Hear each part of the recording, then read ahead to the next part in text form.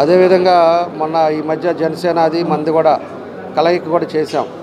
రెండు కూడా పార్టీల్లో వాళ్ళని మనని అందరం కూడా కలిసి ఒక మీటింగ్ పెట్టాం. అదేవిధంగా డివిజన్ వైజ్గా కూడా జనసేన వాళ్ళకి మా వాళ్ళకి కూర్చోబెట్టి దానికి ఒక కమిటీ వేసి వాళ్ళందరూ కూడా మాట్లాడుకునే విధంగా అవి కూడా ప్రారంభించాం. అవి కూడా జరుగుతూ ఉన్నాయి. మేము ఒకటే జనసేన వాళ్ళకి చెప్పేది కూడా, మనకి పవన్ కళ్యాణ్ గారు ఏదైతే ఒక మంచి ఉద్దేశంతో ఈరోజు తెలుగుదేశం పార్టీలో ఇద్దరు కలిసి పోరాడుతున్నారో, మీరు కూడా అందరం కూడా ఇక్కడ కలిసి మనం పనిచేయాలి.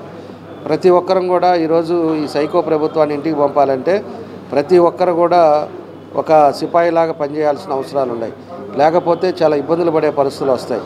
కాబట్టి వీళ్ళందులో డబ్బుతోటి ఈరోజు అవినీతి డబ్బుతోటి, డబ్బు మాయతోటి, ఈరోజు డబ్బు అహంకారంతో ఈరోజు అందరినీ బెదిరిటాలు ఇవన్నీ కూడా జరుగుతూ ఉన్నాయి.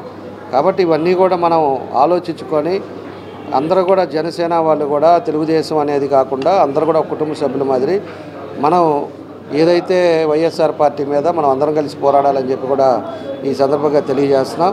నేను మన మీటింగ్లో కూడా చెప్పాను, రేపు పదవుల్లో కానీ అభివృద్ధి కార్యక్రమాల్లో కానీ ఏదైనా కూడా జనసేన వాళ్ళని తెలుగుదేశం పార్టీ అందరిని కూడా సంప్రదించిన తర్వాతే అన్నీ కూడా కార్యక్రమాలు చేస్తాం. వాళ్ళని కూడా తెలుగుదేశం పార్టీలో ఇదివరకు ఎట్లా ఉన్నారో అలానే వాళ్ళకు కూడా అన్ని విషయాల్లో వాళ్ళకు కూడా ఈ సమాన బాధ్యత ఇస్తామని చెప్పి కూడా మేము తెలియజేస్తున్నాం.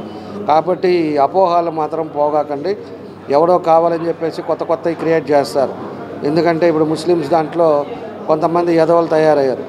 వాళ్ళు ఏం చెప్తున్నారు, బీజేపీ వచ్చింది కాబట్టి మైనార్టీస్కి ఇబ్బంది జరుగుతుందని చెప్పి కొంత ప్రచారం చేస్తున్నారు. అదంతా మంచిది కాదు. ఇక్కడ ఉండేది మనం. కాబట్టి మీకు ఏం చేయాలనేది కూడా మనం చేస్తాం. కాబట్టి ఇలాంటివన్నీ కూడా ఎవరో మాయ మాటలు మాత్రం మీరు నమ్మొద్దని చెప్పి కూడా ముస్లిమ్స్కి కూడా తెలియజేస్తూ ఉన్నా. అదేవిధంగా పోతురాజు కాలువ ఉండే ఒడ్డుపైన ఉండే ఇల్లు కూడా ఏదైతే ఉన్నాయో అవన్నీ కూడా తెలుగుదేశం వస్తే పడేస్తారని చెప్తున్నారు. అవి కూడా జరగదని చెప్పి కూడా నేను మొన్న చెప్పా.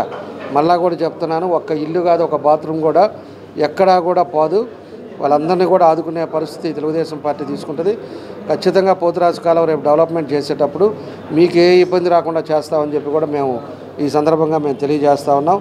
కాబట్టి జనసేన వాళ్ళు కూడా వేరేది ఎవడు ఏం చెప్తున్నా కూడా మీరు నమ్మద్దు. ఏదున్నా కూడా డైరెక్ట్గా మాట్లాడండి. అందరం కలిసి ఈ సైకో ప్రభుత్వాన్ని దింపడానికి అందరం కూడా కలిసి పనిచేద్దామని చెప్పి కూడా తెలియజేస్తున్నాం.